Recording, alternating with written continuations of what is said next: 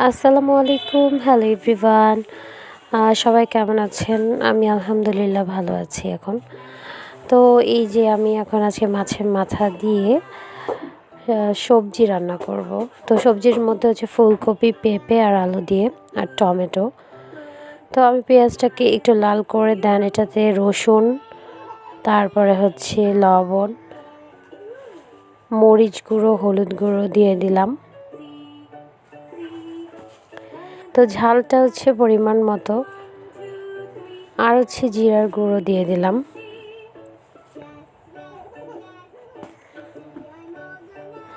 সবজি অনুযায়ী আর কি দিতে হবে। তো ভালো মতো এটাকে কষাবো। হ্যাঁ, এটা ভালো মতো কষাতে হবে। মশলার সুন্দর একটা যাতে স্মেল আসে। তো এখন আমি এগুলো কষানোর পরে সবজি দিয়ে দিব।